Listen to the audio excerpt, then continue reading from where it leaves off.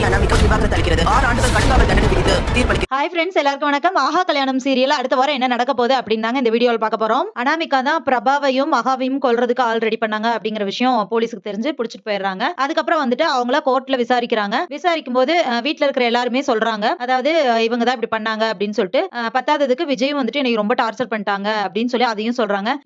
சூர்யா வந்து என்ன சொல்றாருன்னா, இவங்க கல்யாணம் கேன்சல் ஆனது அவனுக்கே தெரியும், விஜய்க்கே தெரியாம இப்படி கேன்சல் பண்ணி இது பண்ணிருக்கா, அதனாலதான் இந்த பிரச்சனை, பிரபா கல்யாணத்துல இவ்வளவு பிரச்சனை வந்துருச்சு அப்படின்னு சொல்லிட்டு சூர்யாவும் சொல்றாரு. இதே மாதிரி கோடீஸ்வரியும் சொல்றாங்க, என் பொண்ணுக்கு வந்து ஐஸ்வர்யாக்கு மருந்து கலந்து கொடுக்க சொல்லி அவ வந்து மனநிலை பாதிக்கப்படணும் அப்படிங்கிறதுக்காக மருந்து கலந்து கொடுக்க சொல்லியிருக்காங்க, இவ்வளவு அதே கலந்து கொடுத்திருக்கா அப்படின்னு சொல்லிட்டு அனாமிகா சொல்லிடுறாங்க. இது எல்லாம் முடிஞ்சதுக்கு அப்புறமா வந்துட்டு கடைசியில அனாமிகா கிட்ட கேக்குறாங்க, நீ என்ன பண்ண, நீ இவங்க சொல்றதெல்லாம் உண்மைதானா அப்படின்னு சொல்லும்போது அனாமிகா வந்து இல்ல, இதுக்கெல்லாம் காரணம் வந்து சித்ராத்தை தான், அவங்க தான் வந்து என்னை இப்படி பண்ண சொன்னாங்கன்னு சொல்லிட்டு அவங்க மேல பழி தூக்கி போட்டுறாங்க. அப்ப சித்ரா வந்துட்டு இல்ல, எனக்கு இதுக்கு எந்த சம்மந்தமும் இல்ல அப்படின்னு சொல்றாங்க. அந்த டைம்ல இவங்க கொல்ல சொல்லி சொன்னாங்க இல்லையா, அந்த பாட்டியும் அந்த பாண்டியன், ரவுடி பாண்டியன், அவர் என்ன சொல்றாருன்னா, இவங்க தான் வந்து எங்க கிட்ட பணம் எல்லாம் கொடுத்தாங்க, கொடுத்துட்டு பழியை தூக்கி இவங்க மேல போடுங்க அப்படின்னு சொல்லி இவங்க சொன்னாங்க. கௌதமையும் சித்ராவையும் சொன்னாங்க, இவங்க தான் கொல்ல சொன்னாங்க, நீங்க சொல்லணும்னு சொல்லியிருந்தாங்க அப்படின்னு அதையும் சொல்லிடுறாங்க. இதுக்கப்புறம் என்னமா பண்றது அப்படின்னு சொல்லிட்டு ஜட்ஜு கேட்கும்போது, சரி ஓகே, நான் தான் இப்படி பண்ணேன் அப்படின்னு சொல்லி ஒத்துக்கிறேன் அப்படின்னு சொல்லிட்டு அனாமிகா ஒத்துக்கிறாங்க. அவங்களே குற்றத்தை ஒத்துக்கிட்டனால அவங்களுக்கு வந்து 6 வருஷம் சிறை தண்டனை கொடுத்துறோம் அப்படின்னு சொல்லிட்டு ஜட்ஜ்மெண்ட் வந்துருது. அது மட்டும் இல்லாம விஜய்க்கும் அனாமிகாவுக்கும் டிவோர்ஸ் ஆயிருது அப்படின்னு